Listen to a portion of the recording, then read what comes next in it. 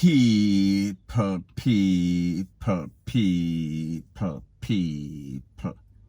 Que pasa, sapa, say what they do. Welcome to Jamaica Dancehall Source, your source for dancehall and or entertainment and news. Now the first thing that is popping in the news is an update about a story that I did yesterday of an incident that took place in Trelawney, wherein it is said that a friend took out his best friend. And we are speaking about a person that lost his life. His name is Q1, Kimorley Forbes, the government name. And then the person that was said to be the shooter, his name is David. Now people, if you look at your screen, this is Mr. Forbes right here. He died at 27 years old.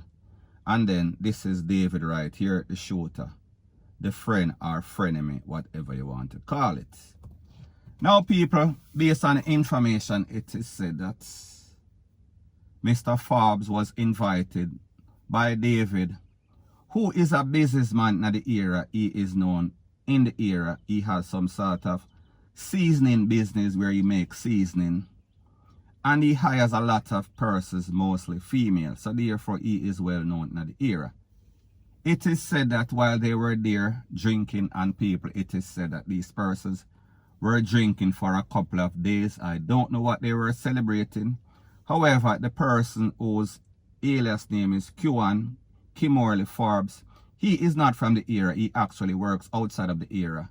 He works in the tourist industry. However, people like me say, David, who is the shooter, he is a businessman and he also has a license fire piece. Now people, based on the information, it is said that David, he is a very trigger happy person. He likes guns. He has a legal gun and he also has an illegal gun. And he's always saying that if anybody roll upon him, he is going to take them out. If even a mother, so people will say he had some sort of obsession with gun. It seems as if he was living in some sort of delusional fantasy world. However, people, I am not saying that he is crazy. Me just say he had a fixation with gun. Now, based on the information, it is said that on that wicked day, that fatal day in which the youth lost his life, David was firing all sorts of con from the illegal tool. And then he was telling Q1, Kimorley Forbes, to retrieve the spent shell because it is illegal, I guess. So therefore, they were celebrating, they were drinking, and they were feeling good. So therefore, them a let off all sorts of con in some sort of celebratory mood. Now, people, like I said, this youth David, he comes from a very influential family. His grandfather, whose name is Brasco Lee, he was a big-time JLP, and then he transferred as an MP to a party named the NDM. I am not really familiar with it. I've heard about it, but because I don't really follow up on politics, I am not 100% sure. So people, I say this to say that this youth David, he comes from a family of money. He comes from a family of power. So it seems as if he felt entitled. It seems as if when he was drinking or smoking, whatever he was doing, something tickle him brain and tell him, say, listen, you know, so I can't take out this youth and nothing might not even come out of it.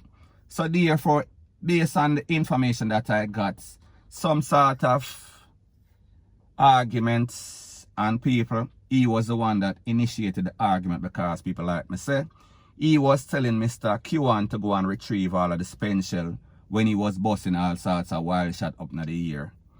And then I guess he felt powerful. So therefore something happened. And it is said people, there were 4 persons there, 3 or 4 other persons that was there. And based on the accounts of the nephew or a cousin, he said that David pushed Q1 at the head and then him just emptied the tool upon him. We are talking about in the upper body and he lost his life on the spot. Now people, yesterday I showed you the video, and this is the video that I am speaking about when they were drinking and having a merry time. And then I also showed you the picture in one of my thumbnails that I put up with the video. So people like me say, the youth followed upon the spot. He was not even taken to the place of recovery. He was pronounced DEAD on the spot. Now people, based on the information that I got, it is said that when the Popo came, they took away 2 tools from David, his legal fire piece, and also the illegal piece. And it is said that because of his ego, because of the fact that he feels as if his family have some sort of power. All people, just to remind you, the place where it took place is a place that them call Great House. It is a property that is owned by the family from a long time. We are talking about Brasco Lee and also the father, because people like me say, Mr. David, he is a grandson of Brasco Lee, a former MP, a powerful man in the era. So it is said that when the Popo came and took the tools, he did not even want to give up his legal fire piece because he felt as if he has the authority, he is entitled, and he did not realize that whenever you have a legal fire piece and you can up somebody illegally, you take out somebody, you murder somebody, that fire piece becomes illegal. So people like me say, at the end of the day, 2 friends were drinking, or people that thought that they were friends, and the next friend take out his best friend, and people, that is the end of the story right there. So people, we are speaking about tragedy, tragedy, tragedy. And people like you see, when you look at this youth, David, him look like the typical uptown youth. He grew up in money, so therefore why would he even get influence in all of this bad man ism and feel like him can take away somebody's life and nothing is going to come out of it. However, people, what is even more disturbing, based on the accounts of people in the era, more than likely this youth is going to beat the case because him family have money.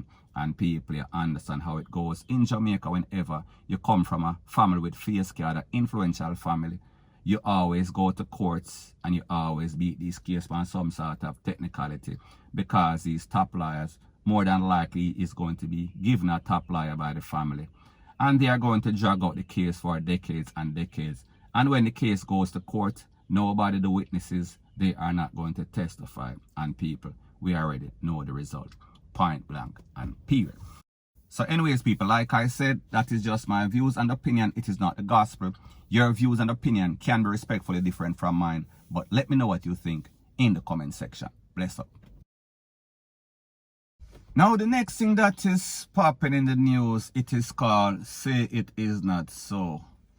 And people, I am speaking about that incident that occurred on Trafalgar Road in the vicinity of Devon House, in which there was some sort of big shootout as it pertains to some robber, some murderer, and the Popo. Now people, based on the information that we first got, it is said that 2 of the culprits, they were taken out and the next one was taken into custody. Now people, when we watch the videos, if we did not get the videos in sequence, we saw 2 persons. One was slumped over in the car, dead on arrival. The next one was on the ground and he was thrown into some sort of van. He was gasping for breath and he did not make it. So people are talking about 2. And then we saw a next video that was shown, and there was a man coming from Abbey Court, I think the name of that apartment complex, on Hope Road, Old Hope Road. And he was taken back to the spot.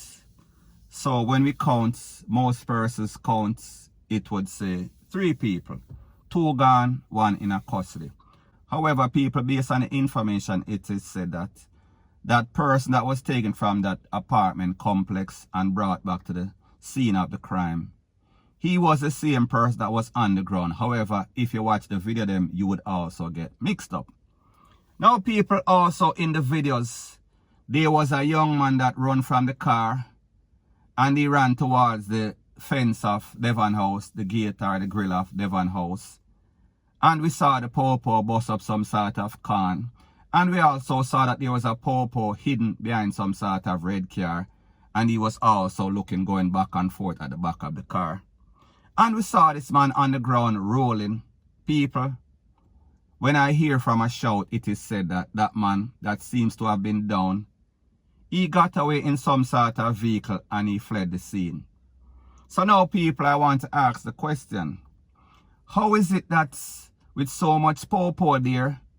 Popo firing from behind close to the gate of Devon House, the entrance of Devon House. The next popo by the car. And people over the next side where there is YMCA. And over the next side by Abbey Court surround the place. And this man get in a some sort of vehicle. I heard that it was some sort of van. Like Houdini, he did some sort of disappearing act. Now people, I did a video yesterday and I said that while we applaud the Popo for their efforts in taking out 2 and 1 get arrested, it was not a perfect execution. However, we hear the Popo come out and them say otherwise. Stephanie Lindsay, she defended the whole thing. So people, of course, if there is a 3 out of 3, that is 100%. So therefore that would be considered success. However, people, I also said that a lot of things were done wrong. So people, at the end of the day, we are now finding out that it is 2 out of 3. One man escaped even though he was surrounded by the Popo. Now people, is that success? 2 out of 3. When somebody escaped the arms while he was surrounded, him jumping at some sort of car. So anyways people, that is my views on the whole thing as it pertains to that. And like me say, it is just my views and opinion. It is not the gospel. Your views and opinion can be respectfully different from mine. But let me know what you think in the comment section. Bless up.